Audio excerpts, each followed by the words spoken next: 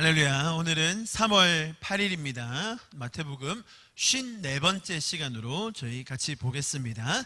지난 몇 주에 걸쳐서 마태복음의 이야기들을 통해서 예수님께서 쓰시는 그 다양한 수사법에 대한 예들을 보게 되었습니다.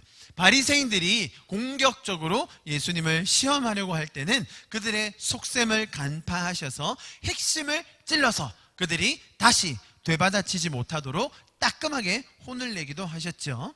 제자들이 천국과 하나님의 나라에 대한 개념이 전혀 없이 엉뚱한 질문을 할 때면 그들의 세상적인 개념 또 율법주의적인 인식을 역이용하셔서 풍자하듯이 그들의 죄적인 관념을 비꼬면서 또 가르쳐주기도 하셨습니다.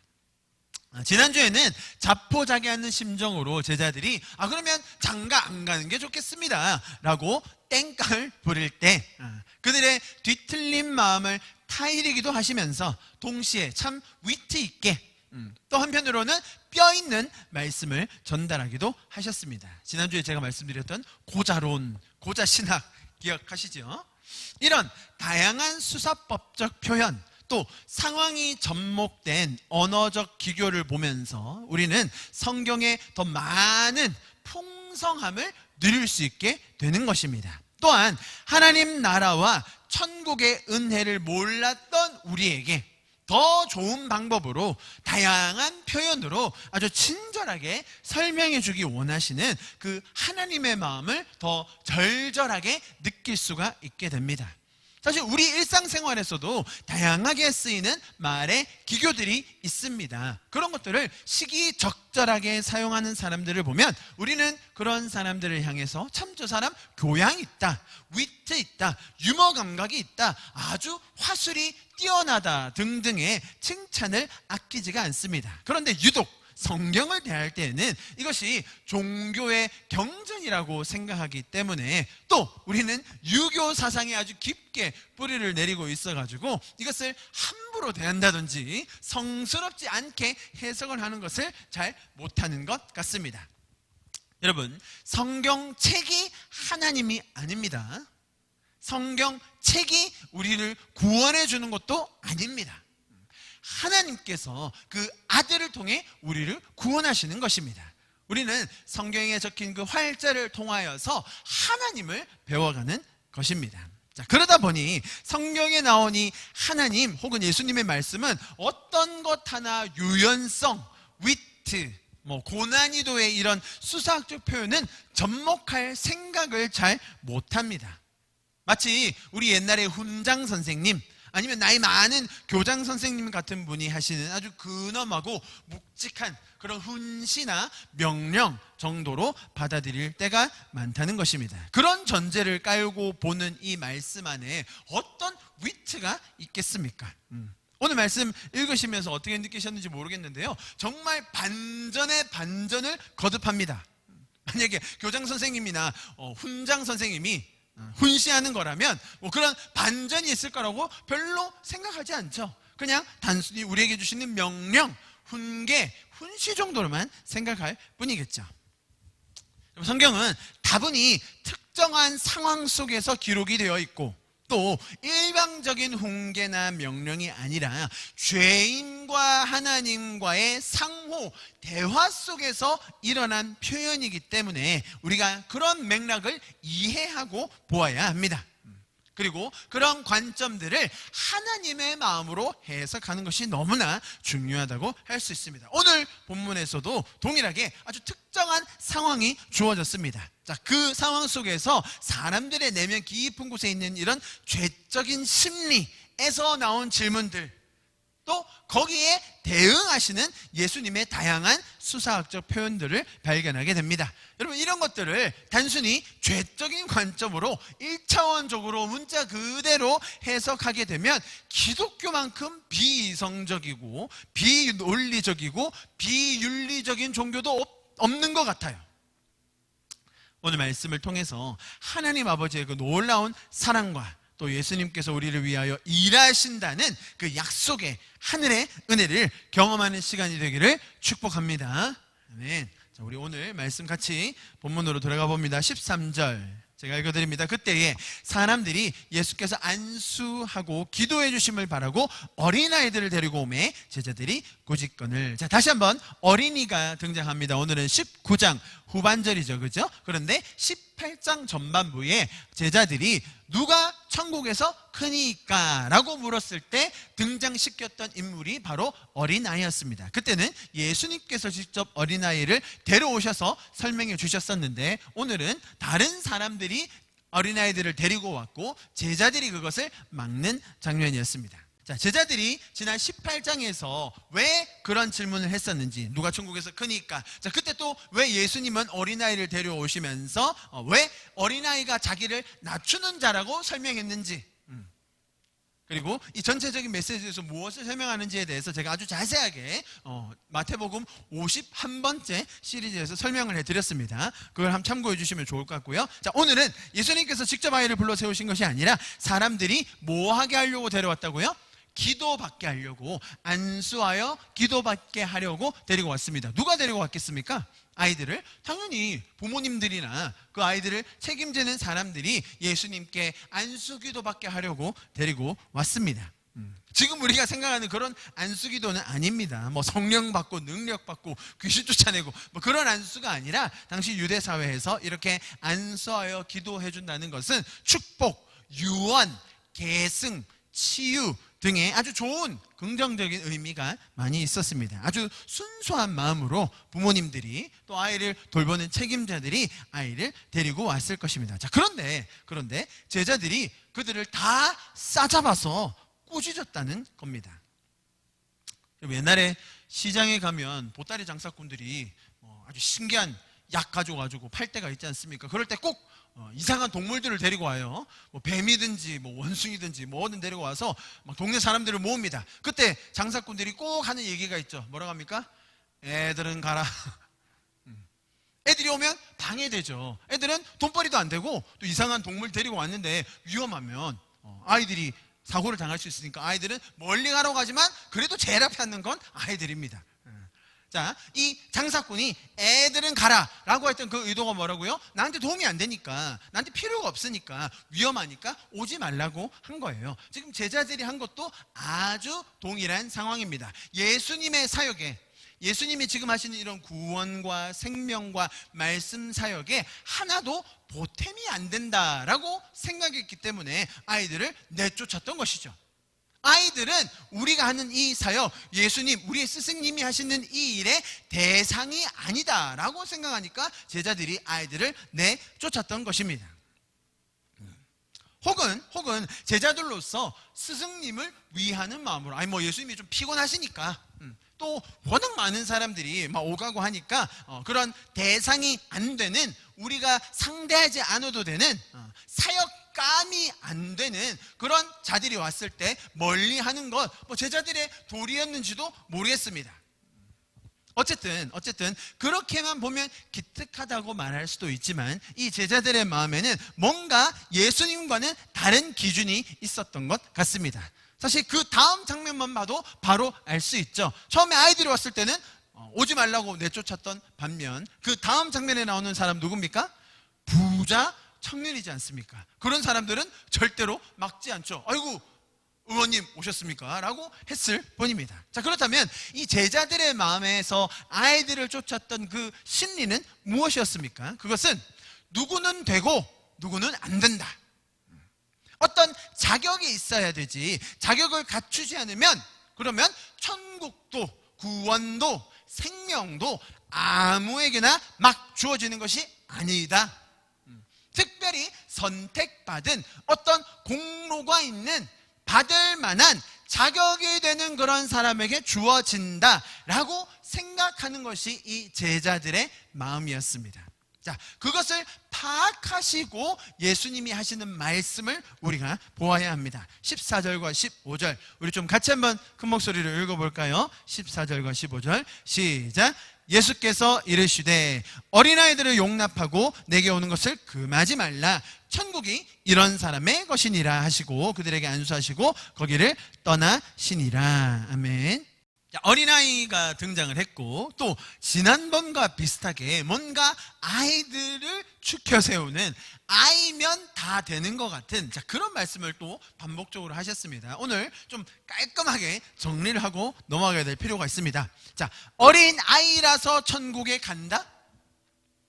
어린아이의 특징, 뭐 맨날 얘기하잖아요. 뭐 착하고 순수하고 뭐 그들이 정직하고, 사실은 다 아닌데 겸손하고 절대로 아니죠, 그죠? 자, 그런 것 때문에 아이들을 구원하신다? 그런 말이 아닌 것을 우리가 먼저 기억해야 된다는 거예요. 지금 이 제자들이 말했던 이 심리를, 자, 이런 제자들만의 기준, 누구는 되고 누구는 안 된다, 자격을 갖추고 자격을 못 갖추고가 구분이 된다, 어떤 공로가 있는 사람 없는 사람을 구분해서 특별히 선택받아야 한다, 이렇게 생각하는 이 제자들의 개념을 고쳐주시기 위한 것으로 말씀하신 것이지, 이것이 문자 그대로 어린아이여야 된다, 어린아이의 특징을 가져야 천국에 들어간다는 말이 아니라는 거예요. 제가 그 예를 성경에서 몇 가지 드려보겠습니다. 창세기 8장 21절 제가 읽어드립니다. 창세기 8장 21절. 여호와께서 그 향기를 맡으시고 그 중심에 이르시되 내가 다시는 사람으로 말미암아 땅을 저주하지 아니하리니 이는 사람의 마음이 계획하는 바가 언제부터요? 어려서부터 악함이라. 자, 어린이들이 악합니까? 착합니까? 어린이들 마음에 품는 생각이 항상 착해요? 선해요? 그래서 어린아이들을 구원하시는 거예요? 아니라는 거예요. 어린이들도 어려서부터 악한 생각을 합니다. 로마서 3장 23절 모든 사람이 죄를 범하였으며 하나님의 영광에 이르지 못하더니, 로마서 5장 12절 그러므로 한 사람으로 말미암아 죄가 세상에 들어오고 죄로 말미암아 사망이 들어왔으니 이와 같이 모든 사람이 죄를 지었으므로 사망이 모든 사람에게 이르렀느니라. 자, 여기서 말하는 모든 사람에서 어린아이들은 열애입니까? 아닙니다. 모든 사람이란 말은 우리 모두를 포함합니다. 모든 사람이 죄를 범하였기 때문에 하나님의 영광에, 생명에, 구원에, 천국에 이르지 못하는 거예요. 이해하셨죠? 자, 그렇다면 이렇게 단순히 어린아이라서 영접했다, 어린아이의 어떤 특징을 가져야만 천국에 갈 수 있다는 말은 아니라는 거죠.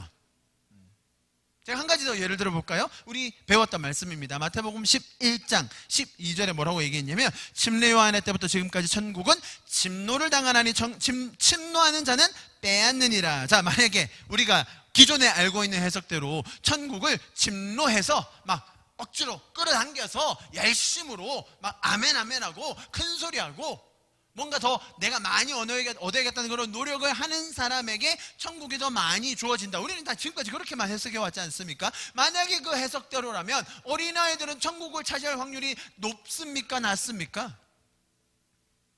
어린아이들에게 그렇게 천국을 더 침노하라고 막 가르치면, 제가 그거 왜 해야 되는데요? 막 그러지. 그래요, 제가 천국을 더 차지하겠습니다 라고 할까요? 주일학교에서 손 더 높이 들고 더 큰 소리로 하고 앞에 앉는 애들에게 선물 더 주면 그거 정도야 하겠죠. 그러나 만약에 이 구절을 그렇게 해석한다면 어린아이들은 천국에 못 가겠죠. 제가 이 구절을 뭐라고 해석해 드렸습니까? 천국은 침노를 해야 얻어지는 것이 아니라 침노를 당한다는 거예요. 천국은 그만큼 누구에게나 열려 있다는 거죠. 천국을 사모하는 자, 천국을 바라는 자에게는 어떤 자에게라도 침노를 당한다. 천국은 누구에게나 활짝 열려 있다. 천국의 그 개방성을 말한다는 것으로 제가 설명을 드렸습니다. 천국을 그렇게 뭔가 열심을 내야 더 얻어낸다는 그런 천박한 것으로 해석하면 안 됩니다.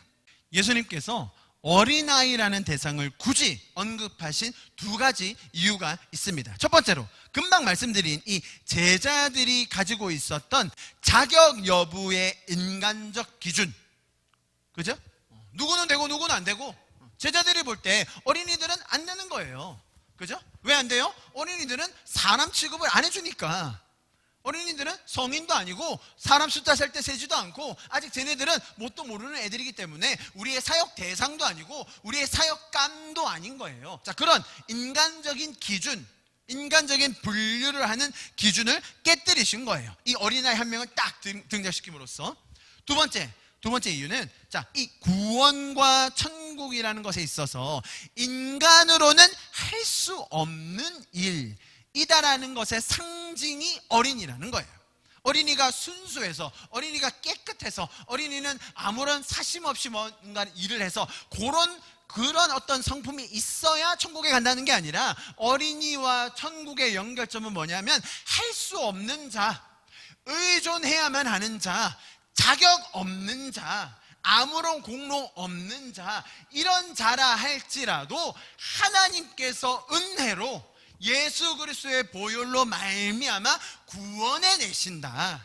가장 자격 없는 것 같고 가장 실력 없는 것 같고 가장 조건 안 되는 이들을 하나님께서는 구원하기 원하신다라는 상징으로 어린이가 나온 거예요. 두 가지 이유 아시겠죠? 제자들의 관념을 바꿔주고 또 구원이라는 것이 인간의 노력과 힘으로 되는 것이 아니라 할 수 없는 자를, 자격 없는 자를 구원하기 원하시는 그 하나님의 마음을 설명하기 위한 그 장치가 어린아이였다는 것입니다. 어린아이라는 것과 천국을 연결해서 볼 때 가장 적절한 묘사는 할 수 없는 자, 해낼 수 없느니 아무런 능력도 지혜도 심지어 계획도 없는 그런 상태, 말 그대로 스스로의 힘으로는 도저히 절대로 들어갈 수가 없는 자를 가리키는 것이 바로 어린아이다라고 보시면 되겠습니다. 이해하시겠죠?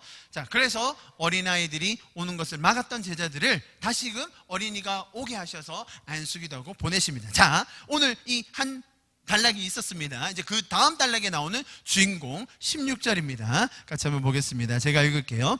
어떤 사람이 주께 와서 이르되 선생님이여 내가 무슨 선한 일을 하여야 영생을 얻으리까? 이때 장면이 바뀌며 한 사람이 등장합니다. 우리가 너무나 잘 아는 누구죠? 부자 청년입니다.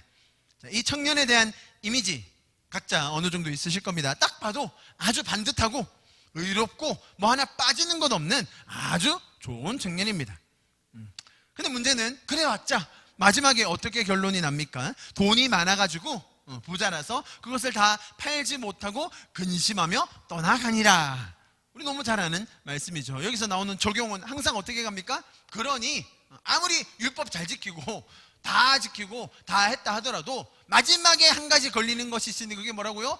돈. 그거 다 털어서 바치지 않으면 천국에 다 왔다가도 결국은 안 된다. 그러니 돈에 욕심 버리고 돈을 사랑함이 일만하게 뿌리니까 돈 그런 거 너무 욕심 부리지 말고 결국 다 내고 어디에 내야 됩니까? 교회에다 내고 그리고 가야지 천국에 가뿐하게 들어가지 끝에 가서 미끄러지면 안 된다고. 거기서 뒤에 한마디 더 나오잖아요. 부자는 천국에 들어갑니까? 못 들어갑니까? 절대로 못 들어갑니다. 얼만큼 어렵습니까? 낙타가 바늘구멍에 들어가는 만큼 어려워요. 여러분, 그 부자는 천국에 못 들어간다는 그 말을 들으면 여러분 어떤 기분이 드세요? 아마 서민들이 많은 교회에서는 아이고 쌤통이다 할 거고요. 저기 강남에 부자들만 또 모이는 교회 가면 다들 막 마음이 불안할 거예요. 그러니까 조금 이상한 해석을 막 하려고 하죠. 참 신기한 구절이에요. 부자든 안 부자든 다 죄적인 사고를 하게 만들어요. 부자가 아닌 사람들은 질투심에 쌤통을 느끼게 하고 부자들은 마음이 불안하게 만드는 아주 신기한 구절이에요. 그래서 이 부자 청년을 이야기를 들을 때면 또 뭔가 내가 가진 것을 다 털어내야 다 주님께 드려야 천국에 간다. 그렇지 않고서는 마지막에 미끄덩 넘어져 버릴 수도 있다. 자, 그런 이야기 항상 들어오셨죠? 여러분 사실 이 청년이요 우리가 그렇게 얕잡아 볼 수 있는 사람이 아닙니다. 우리말에 번역이 안 돼 있지만 헬라어 원문에 보면 오늘 읽었던 이 16절 가장 처음에 감탄사가 나와요. 보라 이렇게 이야 재해가 온다 이러면서 아주 큰 감탄사가 있어요. 마태가 딱 보니까 정말로 주목을 받을 만한 아니 이미 주목을 받고 있고 감탄이 절로 나오게 하는 한 사람이 걸어왔다는 거예요. 이야 재해가 오네 저 사람이 오네 라고 하면서 감탄을 했다는 거예요. 이 청년이 어느 정도로 대단한 사람이었는지 누구로 예를 들면 될까 제가 고민을 많이 했는데요. 돈은 당연히 아주 많고요. 돈만 많으면 되는 게 아니에요. 아주 공적인 유익을 끼침으로써 정말로 많은 사람에게 인정을 받고 사회적 덕망도 있는데 내가 심지어 젊기까지 하네요. 어떻게 이럴 수가 있죠? 율법으로서는 흠도 없고 율법을 가르치고 심지어 돈도 많고 젊은 데다가 사회적인 덕망도 있어요. 누가 있을까요? 네, 제가 특정 인물을 말하는 것보다는 여러분이 이런 사람이 누가 있을지 한번 생각해 보시면 좋겠습니다. 자, 이런 사람이 갑자기 등장을 하더니 예수님께 묻는 말, 내가 무슨 선한 일을 하여야 영생을 얻으리까? 자, 이 사람의 말이, 자, 1번. 정말로 궁금해가지고, 내가 정말 이것만 더 하면 영생에 딱 들어갈 수 있을 것 같은데, 그거 하나가 너무 궁금하고, 막 너무 그 마음에 그 의구심이 있어서 선생님이 있다고 하니까 찾아와서 물었다. 1번. 자, 2번. 지가 너무 잘난 걸 자기도 알아가지고, 난 왜 이렇게 멋있지? 난 어쩜 이렇게 흠잡을 데가 없는 거지? 라고 하면서 자기 자랑하러 갔다. 1번과 2번 중에 어떤 것일까요? 당연히 2번입니다. 유대인들에게는 천국에 들어갈 수 있는 아주 그 첫 번째 조건은 율법을 잘 지키는 것이었습니다. 이 사람은 지금 오늘 이 부자 청년은 단순히 율법 몇 가지를 잘 지키는 정도가 아니라 어릴 때부터 아주 훌륭하고 유복한 가정에서 태어나서 교육을 잘 받아가지고 아주 율법이라면 도 같은 율법 자부심이 아주 극에 달하는 그 사회에서 율법을 누가 가장 잘 지키나 대회라도 한다면 둘째가라면 서러운 그 사람이 온 거예요. 그런 그가 너무 자신을 자랑하고 싶은 나머지 이렇게 멀리 예수님께까지 와서 한다는 질문, 나 잘하죠? 이런 상황이라는 겁니다. 이해하시겠죠? 자, 이때 예수님이 뭐라고 대답하시는지를 같이 보죠. 17절 말씀 같이 읽어볼까요? 시작. 예수님께서 이르시되 어찌하여 선한 일을 내게 묻느냐? 선한 이는 오직 한 분이시라. 내가 생명에 들어가려면 계명을 지키라. 자, 이렇게 질문하는 사람에게 예수님이 좀 똑부러지게 그냥 대답을 해주셨으면 좋겠다라는 생각이 들어요. 야, 율법 지킨다고 영생이 얻어지는 게 아니야. 뭔 선한 일을 더 한다고? 야, 네가 선한 줄 아나 보지? 네가 그렇게 선한 일 많이 한다고 해서 천국에 들어갈 줄 아니? 천국은 그렇게 가는 게 아니야. 이렇게 말씀하셨다면 아주 그냥 평범한 수사법이 될 수 있겠죠. 그런데 예수님은 이렇게 단순하게 직접적으로 그냥 대화를 끝내시는 것이 아니라 이 청년의 깊은 속마음을 파헤쳐 나가기 위해서 여러 단계를 거치면서 제 대화를 주고받으십니다. 그러니까 무슨 말이냐면 지금 예수님께서 하시는 이 대답, 자, 어떤 선한 일을 하여야 생명을 얻겠습니까? 라고 물었을 때 계명을 더 지켜봐. 자, 이것은 정답이다 아니면 지금 돌려서 청년의 의도를 캐내려는 거다? 당연히 후자라는 거예요. 계명을 더 지켜야, 계명을 잘 지켜야 영생, 생명을 얻는 게 아니라는 거예요. 무슨 말인지 아시겠죠? 지금 문자 그대로에 있는 이 글을 보고 그러니까 천국에 가려면 계명을 더 지켜야 되는구나. 이웃을 더 사랑하기만 하면, 부모님을 잘 복양하기만 하면 그러면 천국에 가는 거구나. 그 이야기가 아니라는 거예요. 아시겠죠? 결국 이 부자 청년의 가장 깊숙한 곳에 있는 이 자기의 아킬레스건을 끄집어내기 위한 단계적인 대화, 단계적으로 풀어내는 수사법을 지금 예수님께서 쓰고 계시다는 것을 알아야 됩니다. 그렇게 평범하게 딱 찔러서 얘기하지 않으셨어요. 난데없이 계명을 지키라고 하셨어요. 어떤 선한 일을 더 해야 됩니까? 라고 물은 이 청년에게 마치 자기 자랑할 기회라도 주는 것처럼 일부러 본인이 덫에 걸려주시는 것 같아요. 사실 몇 수 앞을 더 보면 예수님이 덫에 걸리신 것이 아니라 오히려 이 청년에게 미끼를 던지고 계신 것이긴 하지만요. 자, 18절과 19절 제가 읽겠습니다. 이르되 어느 계명이 오니까? 아주 청년이 지금 의기양양하죠. 그래요? 계명도 지키면 된다고요? 어느 계명인데요? 얘기해보세요. 계명? 그 계명이야. 제가 예수께서 이르시되 살인하지 말라, 간음하지 말라, 도둑질하지 말라, 거짓 증언하지 말라, 내 부모를 공경하라, 내 이웃을 내 자신과 같이 사랑하라 하신 것이니라. 자, 이렇게 계명을 말할 때 청년의 마음이 어땠을까요? 가소로워. 그 계명요, 뭐든지 다 얘기해 보세요. 어떤 계명이 있는지 좋습니다. 계명 제가 다 지켰습니다. 이미 다른 사람에 비하면 저기 있는 저 세리들, 저 창기들, 저 죄인들, 이방인들, 저랑 비교가 안 되죠. 저는 가장 높은 수준의 율법 준수, 율법이라면 둘째가라면 서러운 율법 부심은 아주 제가 쩌는 그런 사람인데 계명만 더 지키면 된다고 얘기해 보세요. 지금 그런 장면이라는 거예요.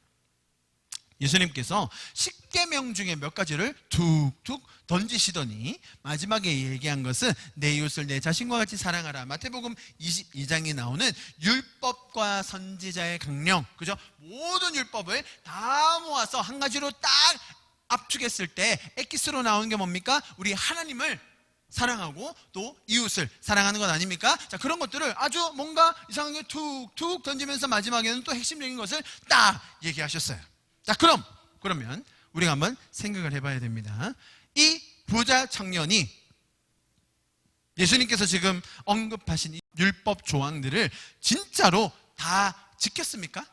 자기는 지켰다고 얘기하지 않습니까? 그죠? 이거 다 지켰는데 뭘 해야 됩니까? 지금 예수님께서 말씀하신 율법마다 난 다 지켰어요. 내가 제일 잘해요. 라고 자랑하려고 기다리고 있는데 실제로 지금 말씀하신 이 율법들을 정말로 다 지켰습니까? 안 지켰습니다, 여러분. 아니요, 못 지킵니다. 내 이웃을 내 자신과 같이 사랑하라. 이 말씀을 정말 이 청년이 다 지켰다고요? 만약 그랬다면 재산을 나누어 주는 것이 뭐가 그리 힘들겠습니까? 무슨 말인지 아시겠죠? 그러니 이 사람의 무지함과 또 이중적인 모습을 적나라하게 드러나고 있는 것이 오늘 본문이라는 거예요. 자, 여러분 잘 들어보십시오. 중요합니다. 율법은 하나님의 마음을 알고 또한 인간의 부족함을 깨닫게 해주는 길입니다. 율법은 조건이 아니에요. 이것을 다 지켜내야 의로워지고 다 지켜낸 만큼 상을 받고 어느 정도 수준에 이르러야 천국에 간다는 것이 아니라는 거예요. 율법을 통해서 우리는 나 자신의 연약함과 죄적인 자아와 내 심중의 약함을 더 깨닫게 됩니다. 그러니까 동시에 우리는 하나님의 은혜를 더 구하게 될 수밖에 없는 것이죠. 여러분, 세상에는요 아무런 기준, 아무런 경계, 아무런 진리에 대한 판단이 없어요. 추구해야 될 가치, 우리가 따라가야 할 길 없습니다. 방향요 없어요. 자, 그런데 성경은 그렇게 길을 잃고 방황하여 제 갈 길로 가고 있는 것 같은 양과 같은 우리에게 길을 제시해주고 가치를 던져주고 우리가 살아야 될 의미와 목적과 방향을 제시해주고 있다는 겁니다. 이렇게 하는 것이 좋은 것이다. 이렇게 하는 것이 하나님의 뜻이다. 너희가 이웃을 사랑하는 것, 너희가 하나님을 너의 힘을 다하여 목숨을 다하여 사랑하는 것, 그것이 바로 율법과 선지자의 강령이다 라고 우리에게 제시해주고 있는 거예요. 그런데 이것을 따라가야 구원을 받고 이것을 다 지켜낸 사람이 상을 받는다는 게 아니라는 거예요. 여러분, 아주 중요합니다. 우리를 구원하신 그 감격, 나를 왜 구원하셨지? 와, 이 구원하신 그 은혜와 감격이 있지 않습니까? 그것을 잘 보세요, 유지하고, 아시겠죠? 더 키워가고 또 우리에게 표지판이 되어주는 것이 바로 말씀이고 율법이라는 거예요. 아시겠죠? 율법을 많이 지켜낸 사람이 나중에 상을 받고 그것을 더 많이 공로로 업적으로 쌓은 사람이 천국에서 큰 자리를 차지하는 것이 아니라 우리는 이미 가장 나중되었던 자들인데 먼저 된 제가 된 이 사실을 그대로 유지하고 지켜내고 또 더 배우고 누리고 나눌 수 있도록 우리를 도와주는 표지판이 있으니 그게 뭐라고요? 말씀과 율법이라는 거예요. 율법을 보면서 내가 얼마나 부족한지를 깨닫고 율법을 보면서 내가 죄인인 것을 더 많이 깨닫게 되고, 그러니 우리는 하나님의 은혜와 주님의 자비하심과 주님의 그 사랑과 능력을 더 구할 수 있게 되는 것입니다. 그런데 보세요, 많은 종교에서 이런 것들을 최대한 세분화해서 더 꼼꼼하고 더 극단적으로 지켜내는 사람들을 더 추앙한다는 거예요.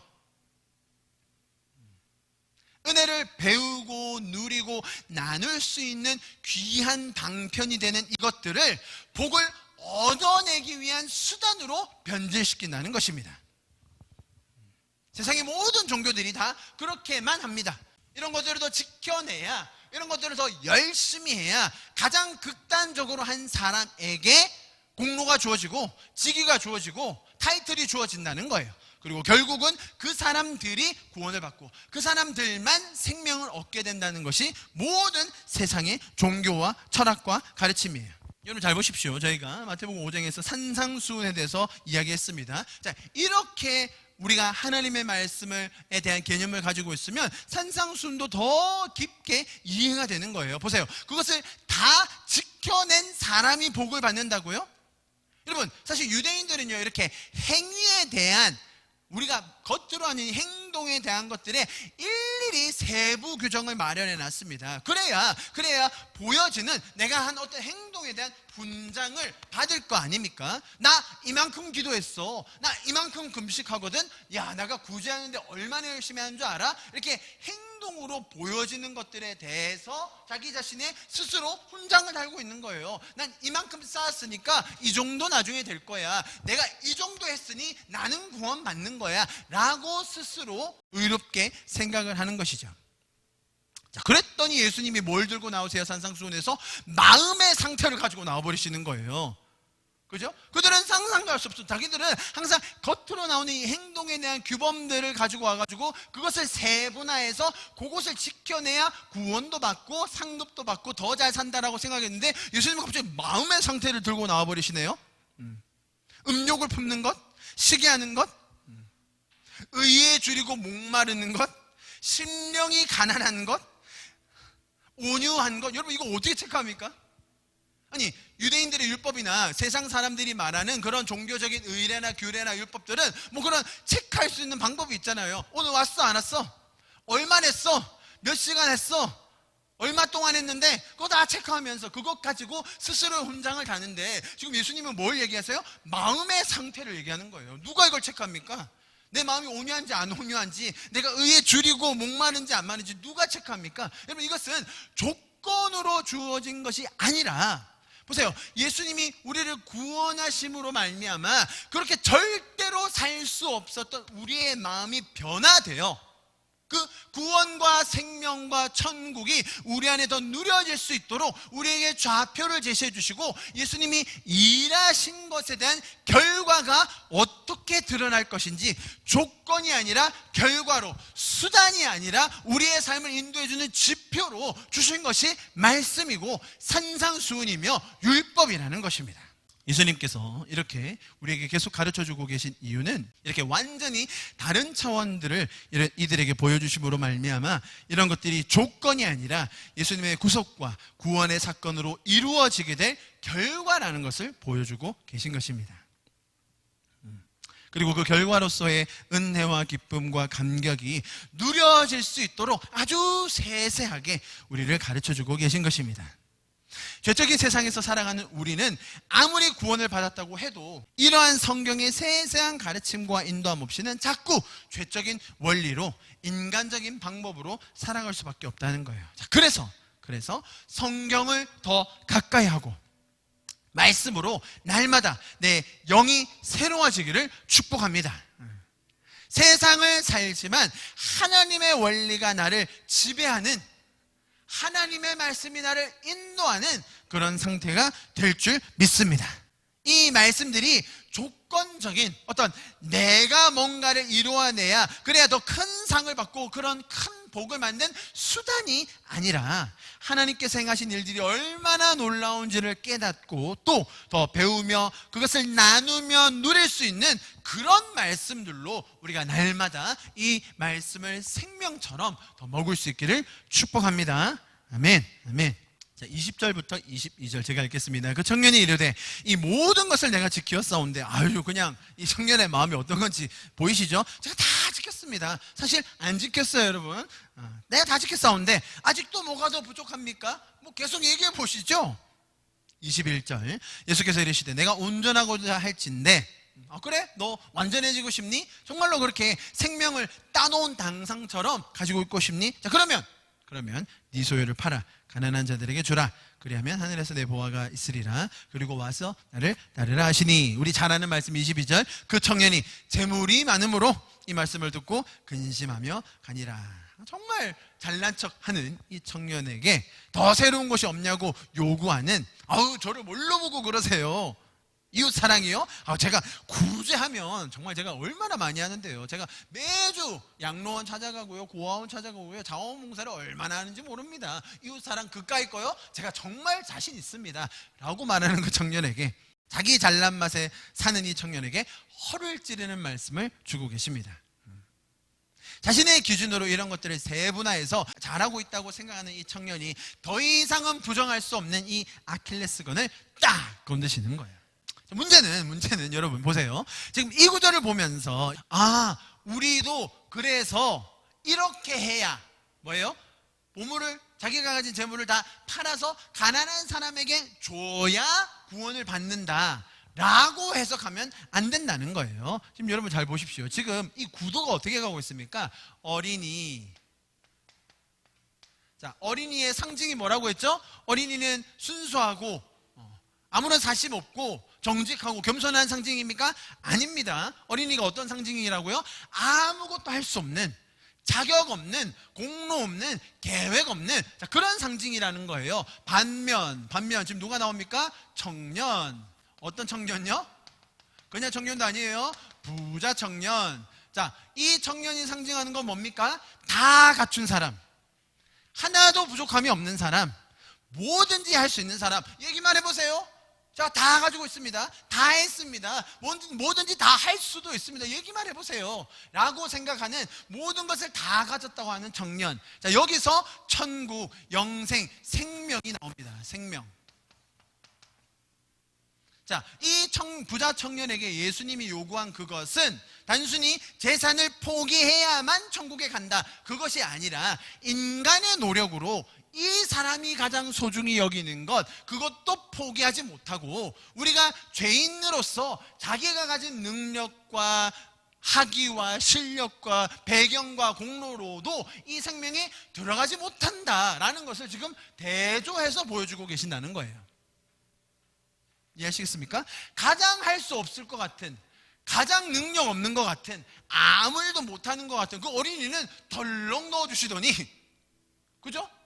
그런데 이 청년은 다 가진 것 같고 모든 것을 할 수 있을 것 같고 아무런 부족함이 없는 것 같은데 딱 부족한 거 하나 찝으셔가지고는 안 돼라고 해버리신다는 거예요. 지금 뭘 강조하고 있는지를 봐야 된다는 거예요. 단순히 부자는 못 들어간다, 부자는 안 돼, 돈 가진 사람은 천국 못 가, 지금 그 얘기를 하는 게 아니라는 거예요.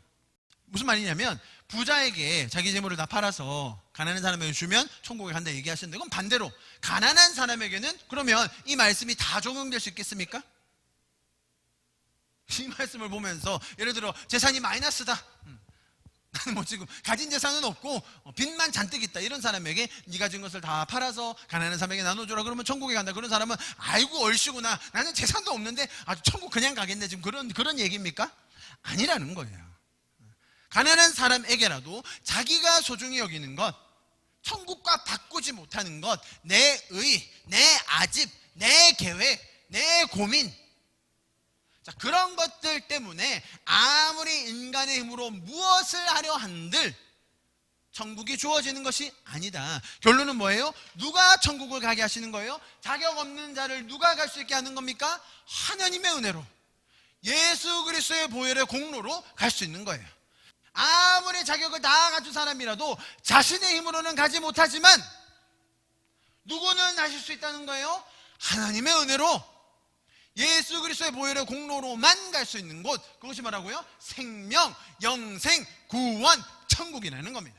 자, 그렇게 하고 나서 다음 구절을 봐야 되는 겁니다. 23절과 24절입니다. 보십시오. 예수께서 제자들에게 이르시되 내가 진실로 너에게 이르노니 부자는 천국에 들어가기가 어려우니라. 24절 다시 너에게 말하노니 낙타가 바늘길로 들어가는 것이 부자가 하나님 나라에 들어가는 것보다 쉬우니라 하시니. 자, 우리가 너무너무 한편으로는 쌤통맞아 하면서 한편으로는 불안해지는 이 말씀. 자, 여기서 말하는 부자가 뭘 상징하는 거예요? 뭘 지금 얘기하고 있는 겁니까? 돈 많은 사람은 천국 못 들어가. 아이고, 돈 많이 쌓아놓고 있는 사람은 천국 절대로 못 들어가. 아브라함 천국 못 갔겠네요? 안 그렇습니까? 성경에 나오는 요셉은 천국 절대로 못 갔겠네요? 아니, 우리가 그렇게 신앙의 위인이라고 칭송하는 많은 분들 중에 부자 많습니다, 여러분. 그런 분들은 천국 문에 들어가지도 못하겠네요? 마지막에 재산 다 털어냈나? 세금 조사해봐야 그래야 천국 가는 거 알 수 있는 겁니까? 부자는 천국 절대로 못 들어가는 거예요? 지금 그 말이 아니라는 거예요. 예수님 제자들 중에 부자 없었습니까? 예수님은 그렇게 가난했나요? 제가 할 얘기가 좀 더 있지만 다음에 좀 자세하게. 예수님은 가난하지 않으셨어요. 예수님이 가난했으면 그 밑에 돈 계산하는 제자들이 왜 있습니까? 유다는 돈 맡은 제자였습니다. 재산이 있어야 돈을 맡아서 관리할 거 아니에요. 돈을 세려면 돈이 있어야 될 거 아니에요. 예수님 가난하지 않으셨어요. 부자가 천국에 못 들어간다는 게 아니라, 지금 보세요. 지금 뭐가 대조되어 있냐는 거예요. 지금 이 전체 맥락에서 어린이와 부자가 대조되어 있는데, 이 부자가 상징하는 것이 뭐라고요? 인간의 능력, 인간의 힘, 인간의 자랑, 공로, 훈장, 내 실력, 능력으로는 안 된다 이 말이에요.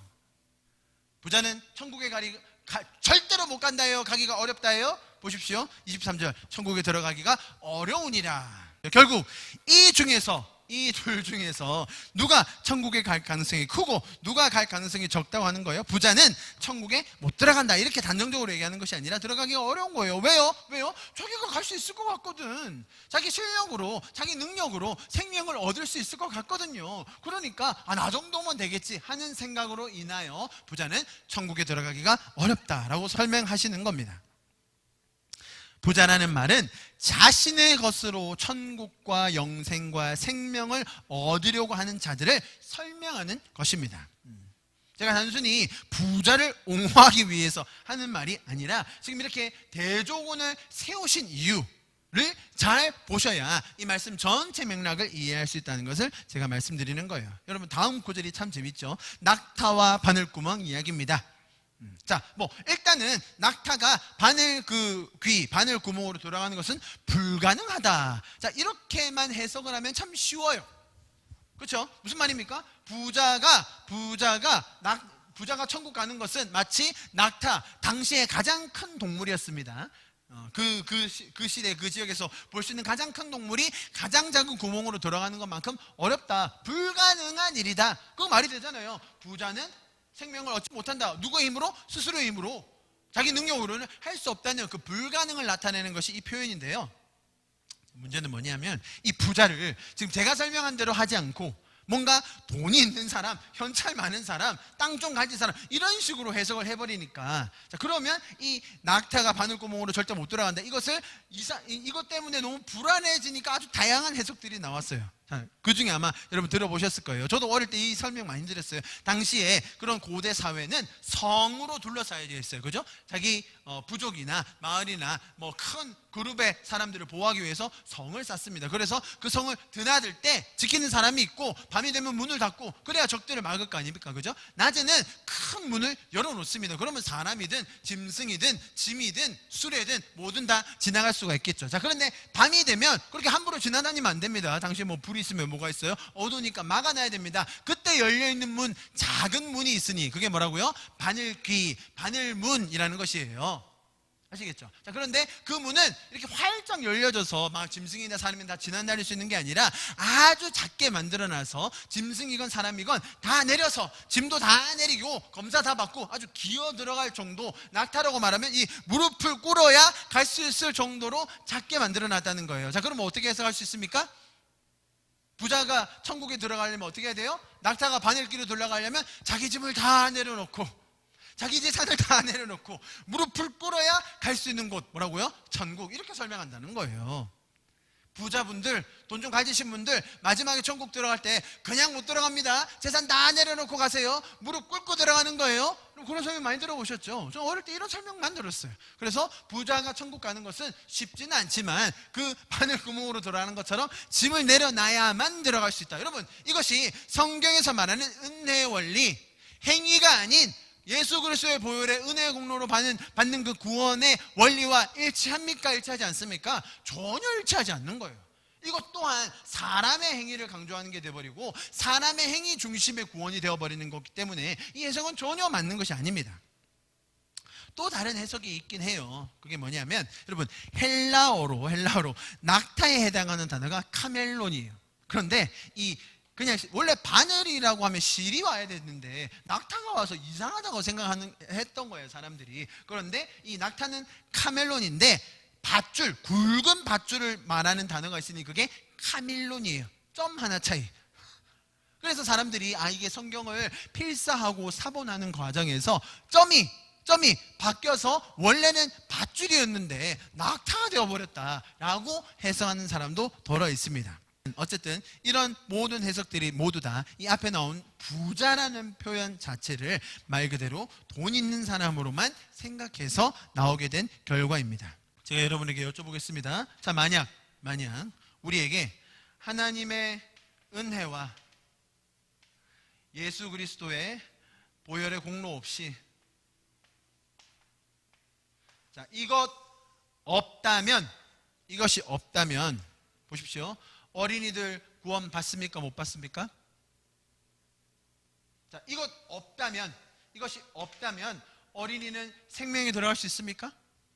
반대로 이것 없다면 어른은 생명에 들어갑니까? 자, 이것 없다면 부자는 생명에 들어갑니까? 그럼 반대로 가난한 사람이 이것 없다면 생명으로 갈 수 있습니까? 모든 경우의 수가 다 나올 수 있는 거예요. 사실 지금 예수님이 강조하시고 가르치는 것은 이 하나님께서 아들을 보내셔서 일하심으로 말미암아 누구든지 어떤 사람이든지 생명에 들어올 수 있도록 하셨다라는 것을 가르치는 것이지, 우리가 뭘 더 하면 이런 특징을 가지면 이렇게 포기하면 갈 수 있는 곳이 아니다라는 것을 가르치는 거예요. 모두가 하나님의 은혜로 갈 수 있는 것이지 스스로의 힘으로는 생명을 얻지 못한다는 것이 이 구절의 설명입니다. 낙타는 절대로 바늘기로 들어갈 수 없습니다. 굵은 밧줄을 어떻게 바늘기로 넣겠습니까? 인간의 힘으로, 인간의 능력으로, 실력으로, 자격으로 갈 수 있는 것이 아니다. 이것을 강조하는 것이 예수님의 말씀임을 우리가 알 수 있습니다. 자, 다음 절 바로바로 넘어갑니다. 25절요. 같이 읽어봅니다. 시작. 제자들이 듣고 몹시 놀라 이르되 그렇다면 누가 구원을 얻을 수 있으리까? 자, 이 말을 듣고 놀랐습니다. 누가 놀랐습니까? 지금 그 젊은 부자 청년이 놀란 게 아니라 누가 놀랐어요? 제자들이 놀랐어요. 제자들이 깜짝 놀랐어요. 왜요? 여러분 보십시오. 대부분의 유대인들은 부자는 생명을 얻는다고 생각했어요. 왜냐하면 그들의 재물은 그들이 사는 동안 여호와가 복을 주신 결과다라고 생각하기 때문이죠. 그러니까 부자가 됐다는 것은 이미 여호와의 복을 많이 받은 사람이다. 결과적으로 마지막에도 어떻게 갈 거예요? 복을 받아 생명을, 천국을 소유할 것이다 라고 생각했기 때문에 예수님의 지금 이 발언, 부자는 천국에 못 간다라고 말하는 것은 굉장히 제자들에게 충격적인 말이라는 거예요. 말씀드렸잖아요. 이 사람이 얼마나 잘난 사람들이었는지. 제자들은 어린이들이 왔을 때는 꾸짖고 내쫓았지만 이 젊은 부자 청년이 왔을 때는 어이구 우리 의원이 오셨습니까? 라고 굽신거리며 인사를 했어요. 그러니까 아니 이 사람 정도면 지금 뭐 흠잡을 데가 없는 사람이잖아요. 이웃 사랑 실천 잘했다니까요. 지금 이 사람이 부족하게 한 게 아니에요. 개 중에 지금 그 무리 중에는 제일 열심히 제일 잘한 사람이라니까요. 뭐 이웃사랑, 부모 공경, 뭐 실천하는 거 하나도 빠짐없이 뭐든지 얘기해보세요. 다 할 수 있습니다라고 할 정도로 모든 사람의 자타가 공인하는 인정받는 사람이었다니까요. 그런 자를 보시면서 천국에 못 간다라고 해버리시니까 누가 놀랐다는 거예요? 제자들이 깜짝 놀랐다는 거죠. 자신들의 생각을 완전히 뒤집으셨습니다. 그러니까 26절이 나오는 거예요. 보십시오. 예수께서 그들을 보시며 이르시되 사람으로는 할 수 없으나 하나님으로서는 다 하실 수 있느니라. 자, 이 말이 지금 딱 감이 오시죠? 뭐 얘기하는 거예요? 사람은 어린이든 어른이든 부자든 가난한 자든 유대인이든 이방인이든 이 생명에 들어가는 게 어떻다고요? 할 수 없다. 그러나 하나님으로서는 뭘 할 수 있다고요? 어린이든 어른이든 부자든 가난한 자든 이방인이든 유대인이든 다 하실 수 있느니라. 할렐루야. 그래서 제가 여러분께 질문 드리겠습니다. 천국에 가는 것, 생명을 얻는 것, 영생을 얻는 것, 이 땅에서 우리가 천국의 삶을 살아내고 또 그것을 누리며 나누는 것 쉽습니까? 어렵습니까? 인간 입장에서 볼 때는 천국은 어렵다는 표현으로 말할 수도 없을 정도로 불가능한 것입니다.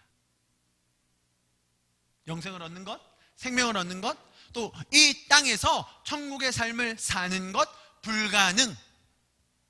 인간이 어떻게 합니까? 부자가 어떻게 하겠습니까? 똑똑하면요? 능력 있으면요? 자격 있으면 됩니까? 안 된다는 거예요. 자, 그런데 보십시오. 천국에 가는 것, 영생을 얻는 것, 이 땅에서 천국의 라이프 스타일을 사는 것, 하나님 입장에서 볼 때 쉬워요, 어려워요? 하나님으로서는 다 하실 수 있느니라. 쉬울 뿐만 아니라, 여러분, 쉬울 뿐만 아니라 그걸 쉽게 하실 수 있는 그분의 마음이 그걸 원하세요.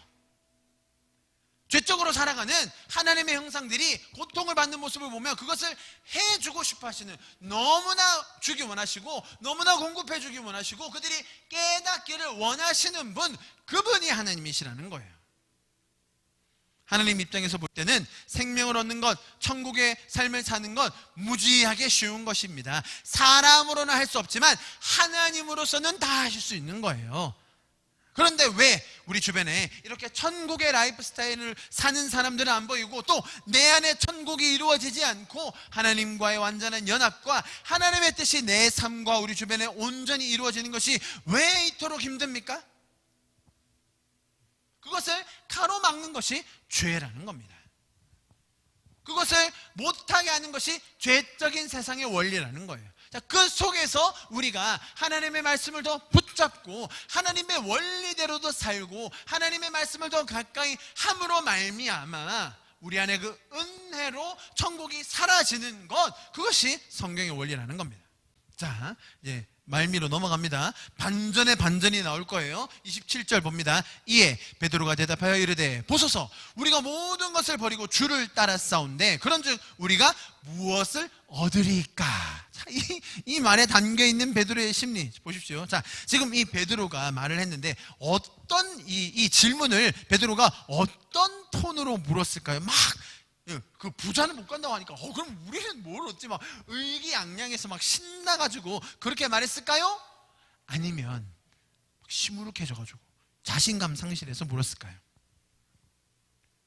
자, 잘 보세요, 여러분. 이 베드로와 제자들이 가지고 있던 이 부자 청년에 대한 개념이 있잖아요. 저 사람은, 다른 사람은 몰라도 쟤는 감탄사 나올 정도로 저 사람은 가는 거지, 우리도 저렇게 해야 되겠지, 예수님 따라가다 보면 우리도 저렇게 되겠지라고 생각했는데 단칼에 잘라버리시고 그 전에 나왔던 어린이들은 이 생각도 못하고 있는 거예요. 어린이는 다 들어가신다네. 자, 그런데 이 베드로와 제자들의 생각에 있던 충격은 뭐라고요? 우리가 가장 완벽하다고 여겼던 저 사람이 못 간다고 하니까 그러면 우리는 어떻게 돼요? 저 사람이 못 간다는데 우리는? 저 사람한테 되면 우리는 거의 세 발의 피인데 우리가 어떻게 가지? 우리는 가면 뭘 얻을 수 있지? 지금 그 생각밖에 없는 거예요. 너무나 의기소침해져서 기운 빠져서 저 사람도 못 간다고 하는데 우리는 어떻게 갈 수 있을까? 우리는 도대체 뭘 얻을 수 있을까? 지금 뭘 얻어낼까? 무슨 자리를 찾을까? 지금 그 생각밖에 없는 거예요. 그런데 그 생각 가지고 막 열심히 해서 따라가고 있었는데 막 그냥 나의 롤 모델이었던 가장 잘하는 것 같은 사람이 쳐내지니까 그럼 우리는 어떻게 하라는 거예요? 주님, 우리는 갈 수 있긴 한 겁니까?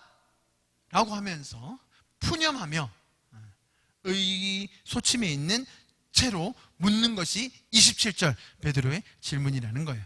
이때 예수님께서 주시는 놀라운 반전의 말씀, 약속의 선포를 들어보십시오. 풀에 죽어가지고 의욕상실한 채 주저앉아 있는 제자들에게 하시는 말씀이에요. 보십시오. 28절 예수께서 이르시되 내가 진실로 너에게 이르노니 세상이 새롭게 되어 인자가 자기 영광의 보좌에 앉을 때에 나를 따르는 너희도 12보좌에 앉아 이스라엘 12지파를 심판하리라. 이야, 지금 제자들에게 주어지는 폭탄 선언, 약속의 말씀. 지금 제자들이 마음이 어떤지 아시겠어요? 이 혼란. 자기들은 어린이들을 쫓아내버리고 아이고 의원님 오셨으면 해가지고 이 사람 질문하는 거 이제 들어보고 우리도 저렇게 해야겠다 하고 있는데 지금 반전에 의기소침해가지고 바닥으로 떨어있는 자들을 갑자기 어디에 앉히셔요? 하늘 보좌에 앉혀버리시는 거예요. 예수님이 대화를 이끌어 가시는 방법 아시겠습니까, 여러분? 가장 의욕이 상실하여 내가 할 수 있는 건가? 자격이 있는 건가? 나는 어떻게 해야 되는 거지? 라고 묻는 제자들에게 너희 걱정하지 마라. 세상이 새로워질 때 내가 너희를 앉혀버릴 것이다. 너희가 잘나서 준비돼서 저 사람보다 뛰어나서, 아니, 어린이보다 더 연약한 너희지만 내가 너희를 구원하리라. 여러분, 이 예수님의 마음, 하나님의 마음을 우리가 더 배울 수 있기를 간절히 축복합니다. 이것이 예수님의 마음입니다. 만물이 새롭게 될 때에 우리가 주님의 보좌에 함께 앉는 자들이 되는 것입니다. 우리가 주님께서 만드신 그 새로운 세상에서 새로운 가족들과 함께 그 날에 함께 주님과 다스리게 되는 것이 주님의 약속이자 선포인 것입니다. 여러분 잘 보세요. 자, 마지막 2절 남았습니다. 지금 반전이 왔잖아요. 제일 마지막 반전이 있어요. 근데 이 반전은 조금 조심해야 돼요. 29절. 또 내 이름을 위하여 집이나 형제나 자매나 부모나 자식이나 전토를 벌인 자마다 여러 배를 받고 또 영생을 상속하리라. 그러나 먼저 된 자로서 나중되고 나중된 자로서 먼저 된 자가 많으니라. 자, 마지막 반전이라고 말씀드렸습니다. 주의해서 보아야 됩니다. 지금 제자들의 마음속에 있는 어떤 개념을 바꾸어 주시려고 하는지 우리가 지금 큰 그림 안에서 보고 있었어요. 그죠? 쭉 흐름이 잡히시죠? 어떤 행위나 노력이나 공덕이나 희생이나 포기가 아니라 하나님의 은혜로 주님의 자비하심과 사랑으로 인해서 우리에게 선물로 주어지는 것이 바로 이 생명이요 구원이요 천국이라고 우리가 지금 잘 보고 있습니다. 자, 그렇기 때문에 우리도 그 은혜를 힘입어서 더 사랑하고 베풀고 세상을 그 하나님의 원형에 더 가까운 모습으로 만들어 갈 수 있는 그 열정과 그 힘이 생기게 되는 거예요. 자, 지금 구도 속에서 아까 베드로가 했던 그 질문을 다시 한번 봐야 됩니다. 베드로가 뭐라고 했냐면, 주님, 우리가 모든 것을 버리고 주를 따라 싸운데 그런지 우리는 뭘 얻는 거죠? 자, 제가 다시 한번 질문 드립니다. 베드로는 다 버렸다고 얘기했어요. 그리고 주를 따라왔느라고 얘기했어요.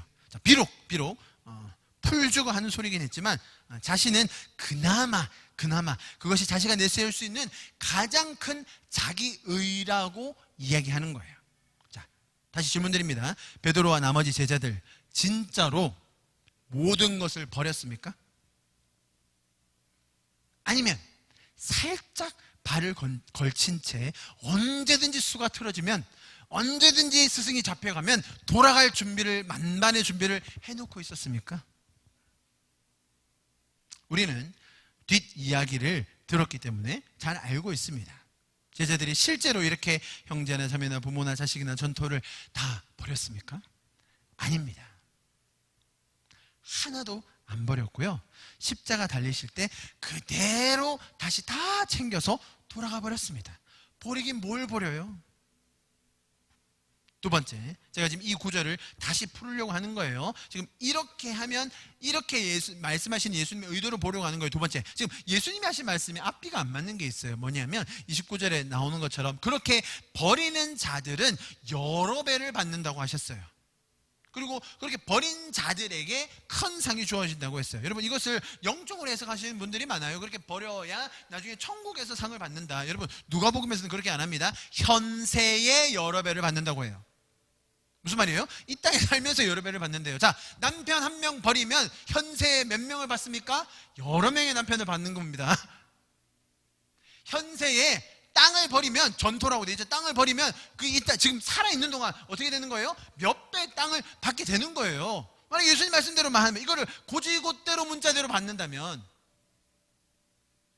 자, 근데 문제는 그런 사람이 있어요, 없어요?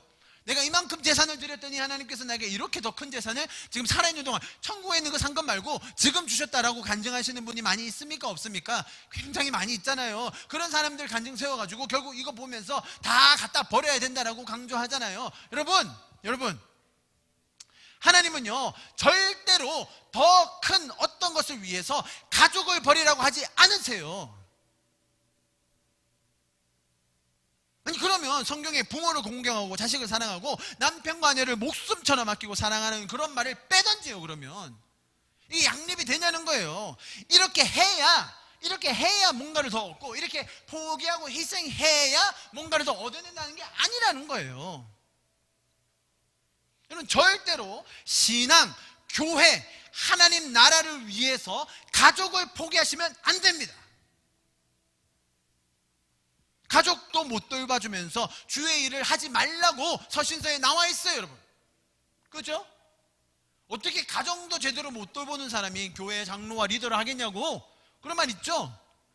그러니까 이게 지금 앞뒤 전체 문맥과 오늘에 나온 이 구조를 전체를 보고 지금 반전이 이해된다는 거예요. 풀 주고 있는 제자들에게는 한껏 세워주시고 또 베드로가 가지고 있는 그 신념, 자기 의, 내가 다 버렸는데요? 난 뭘 더 얻을 수 있죠?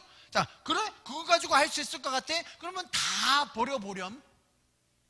그러면 내가 나중에 더 큰 자로 세워줄게. 이미 지금 보좌 옆에 앉아 있는다고 했는데 너 그거 버릴 수 있다고 생각하니? 너 그거 버리면 다 할 수 있을 것 같아? 그렇게 가는 게 아니야.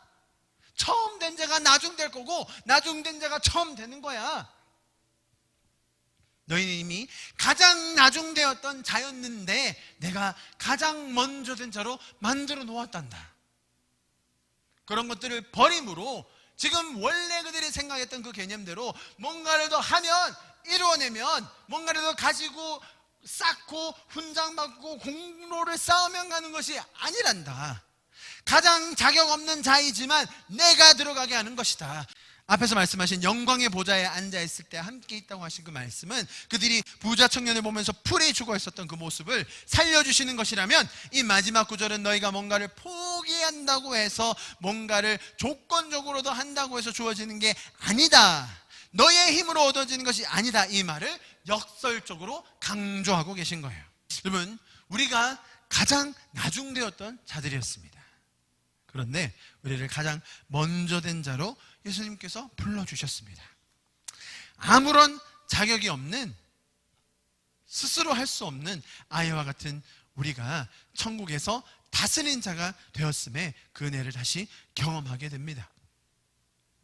세상에서는 자기가 더 가진 것으로, 더 이룬 것으로 스스로 증명하려 날립니다. 종교에서는 또 반대로 더 많이 포기했다고, 더 많이 내려놨다고 자기의 의의를 내세웁니다. 그것이 있어야 인정받고 상도 받고 또 높은 자리 차지한다고 자랑을 하는 것 같습니다. 여러분, 우리의 자랑은 거기에서 오지 않습니다. 우리의 삶에 생명과 구원과 천국을 허락하여 주신 그 사랑으로 인하여 우리는 용기를 얻고 힘을 얻고, 그것만이 우리의 자랑이 되는 줄 믿습니다. 내가 더 큰 자가 될 수 없을 그때에 하나님은 우리로 하여금 다스리는 권세를 주셨습니다. 우리가 가진 것들을 통하여 더 많은 사람을 섬길 수 있기를 축복합니다. 하나님께서 주시는 이 하늘의 복을 통하여서 더 많은 생명들이 살아날 수 있기를 간절히 기도합니다. 아멘. 우리 좀 같이 기도하고 예배를 마치도록 하겠습니다. 하나님의 은혜로 있을 데 없는 자 왜 구속하여 주는지 난 알 수 없도다. 한 번 더. 하나님의 은혜로, 하나님의 은혜로 있을 데 없는 자 왜 구속하여 주는지 난 알 수 없도다. 내가 믿고 돌지 않은 내 모든 형편 아시는 주님, 늘 보호해 주실 것을 나는 확실히 아네. 왜 내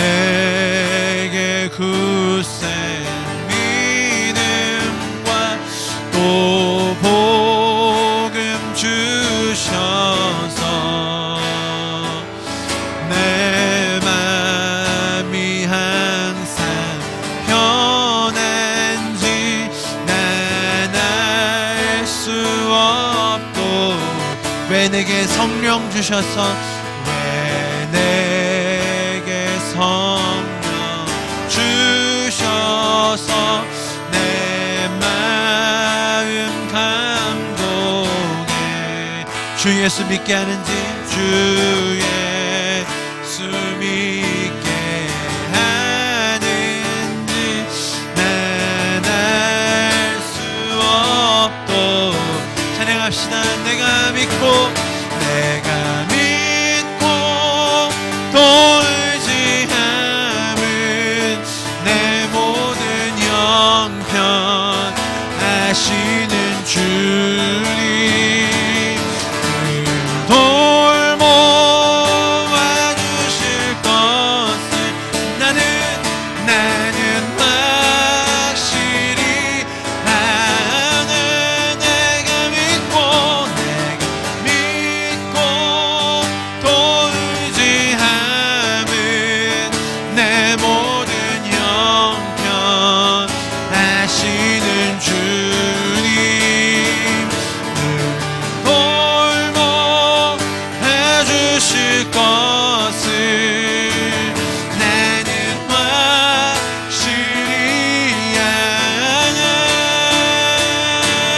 내가 믿고 또 의지함은 내 모든 형편 하시는 주님 늘 보호해 주실 것을 나는 확실히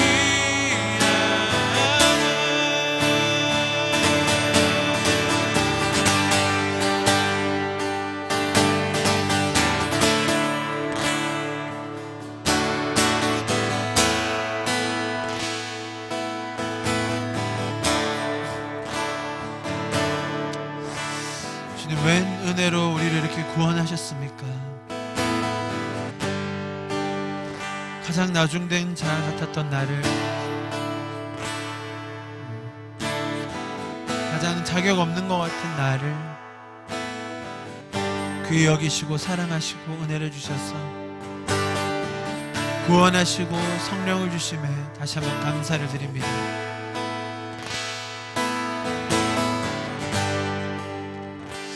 지금 우리 안에 있는 이 죄적인 사고와 세상적인 원리들 우리가 말씀을 통하여 다시 한번 조명받습니다.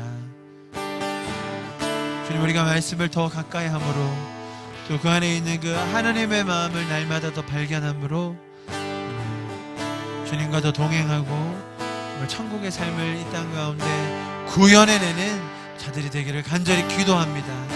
주님 멀리 떨어져서 기도하는 우리 성도분들 한 분 한 분 주님 기억하여 주시고 그들의 삶 가운데 그 하늘의 은혜와 주님의 그 신령한 평안과 주님의 보호하심을 내려 주시옵소서.